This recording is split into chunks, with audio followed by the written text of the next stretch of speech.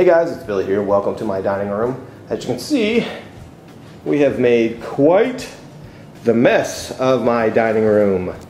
The backstory with this giant pile of mess. These are all my motorcycle magazines I've collected over the years. And I was downstairs in my basement, I'm kind of cleaning it out, and I found a bunch of Rubbermaid boxes just full of old magazines. And I decided that, it'd be kind of fun to make a video. As you can see here, we have these banker boxes, and we're going to catalog and organize them a little bit, and that way I have kind of a library downstairs in my basement of motorcycle periodicals. Now, I've been an avid reader of motorcycle magazines since 1989. In fact, this guy right here is the first one I ever picked up. And if you can focus in there, you see it's from July of 1989. This thing was actually probably on the shelves 2 months before that, probably May of '89. This is Cycle Magazine, which is no longer published. It was incorporated by motorcyclists some years after that. And as I was digging these out of the boxes downstairs, I couldn't help but pick up some of these older ones and just give them a cursory glance. And I am amazed at how much not only motorcycle magazines have changed over the last 23 years, but how much motorcycling, specifically sport bikes, have changed. So I thought I would dig through these archives and make you guys a little bit of a video. Now you have to remember that in the late 80s and early 90s, that this was the only way to get pertinent, updated information about motorcycles.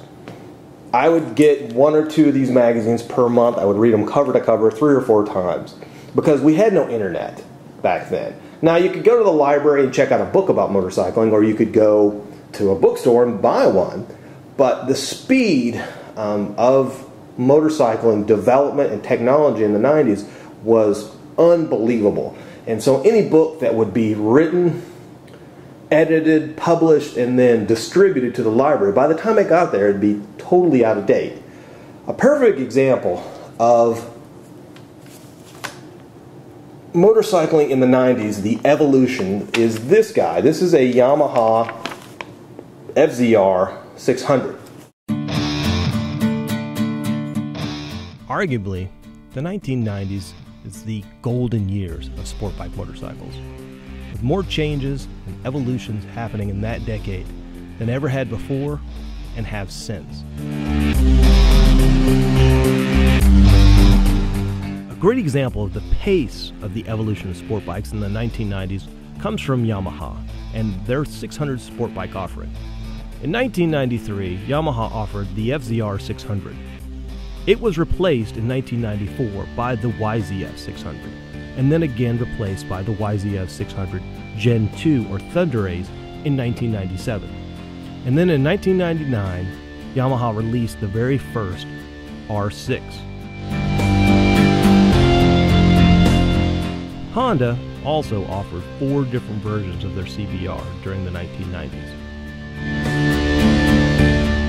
So, what did Harley-Davidson do during the 90s? Oh, come on guys. They came out with like 4 new jackets. So that is why motorcycle magazines back then were so incredibly important, and that's why I still cling to them today. One of the interesting aspects is that this pile itself tells a story, a personal story of mine. As you can see here, this is the 1989 pile, this is the 1990 pile, 1991, and so on and so forth. So it goes in ascending order of year from left to right, and then from bottom to top, all the way up to the corner where you can see is a modern day ZX14, and that's a 2012 pile. But if you notice, there is a pile missing. Now, this was 1996, and there's only one magazine for 1997. This year, I fell into a lot of financial difficulty, and I had to sell my bike, and I did not have a motorcycle. And it depressed me to the point that I didn't want anything to do with motorcycles, therefore, I didn't read any magazines. And it was just horrible.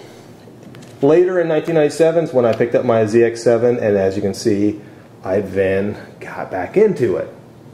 Back there in the back, there's a row there from 2008 to present. As you can see, it's only 1 or 2 magazines deep. Those are so thin because of 2 reasons. One, that was when I moved from Hawaii back to Nebraska, and I just didn't renew any of my subscriptions after the move. And 2, that is about the time when I started finally realizing that the internet had actually caught up with these magazines, and it was actually good enough information on the internet to read about. But this missing pile, I did this on purpose because I just wanted to, you know, show that to you, because, you know, I get a lot of messages from people that in this downturn economy they had to sell their bike for whatever reason. I understand that. Believe me, I do. And I just wanted to just show that to you, to kind of remind you to keep your head up. When it comes to me trying to pick favorites from my massive magazine collection, it comes to 3 categories. 1, these are my personal favorites, and these all have some sort of personal meaning to me. 2, these are my milestone favorites, and what I mean by that is each one of these magazines represents a milestone in motorcycling, or at least sport bikes anyway. And then 3, we have my buyer's guide. And what I love about the buyer's guide is they each represent what was for sale in America each year. So here's an '89 buyer's guide and a 1990s buyer's guide. So it's pretty cool stuff. Starting off in my personal favorites pile, this is a cycle from July of 1989, and it is the very first motorcycle magazine I ever purchased. I read this thing from cover to cover. You can see it's all battered and taped together. On the cover it has the test of the current 600cc sport bikes, and on page 29 it is, I believe, it has the opening shot for that article. And as you look at the picture, what does that look like to you? To me that looks like the point of view of a modern day motovlogger, and I just think that is the coolest thing. Next up on my personal favorite list is this motorcyclist from January of 1998, and I'll give you guys one guess why this made the cut. Of course, this is a 5th gen Honda Interceptor, the bike that I did most of my BWOM trips on, and I've read this thing probably cover to cover. Later that year, in May of 1998, Cycle World came out with a full test of the Honda Interceptor. Look at that crazy shit. Huh. Now this Sport Rider from April of 1998 is in my personal favorites pile, but it also can find its way into the motorcycle milestones pile. For some reason, when I had this magazine, I remember I was incredibly sick, and I was absolutely in love with the 1998 R1. That was, without a doubt, my dream bike. I wouldn't realize this dream until 4 years later when I finally picked my very first R1 up. Still to this day, one of my favorite bikes of all time, and this is one of my favorite magazines. Now here's a sport bike from July of 1994, and for some dumb reason it's physically larger than the rest of the magazines in my collection. I have no idea why, but that is not the reason this belongs in my pile of favorites. In 1994, Tracy owned a 1988 GSX-R 750. I believe the bike had been crashed and the previous owner painted it Ford blue, and he absolutely hated the color. So we decided, in our infinite wisdom, that we were going to paint his GSX-R to look just like this one, and we did it with Krylon in the garage, and it was a good time, and so that's why this magazine is one of my favorites. As you can see, I have 2 copies of this 1994 sport bike. Now, you might be asking, why is that? You see, in 1994, Tracy, myself, and my buddy Kev, we all shared a condo, and for some stupid reason, we all 3 had subscriptions to our favorite motorcycle magazines. So every month, 3 copies of each magazine would come to the house, and apparently, somehow along the shuffle, I got somebody else's. Another one of my personal favorites is this April of 2004 Cycle World.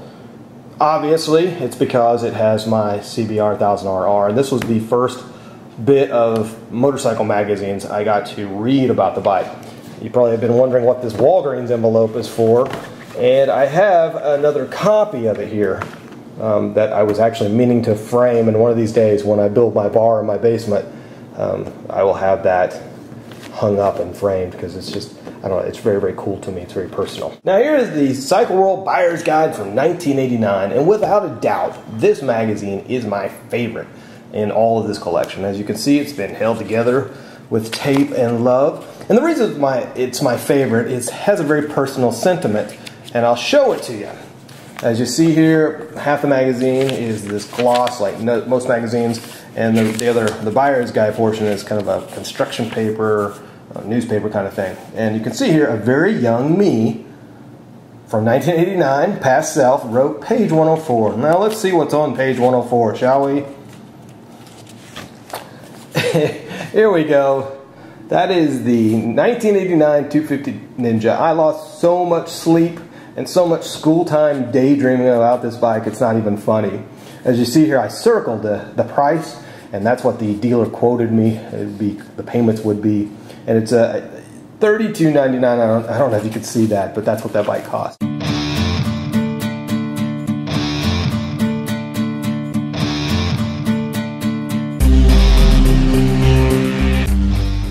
And the reason I did all this is I had to show it to my mom.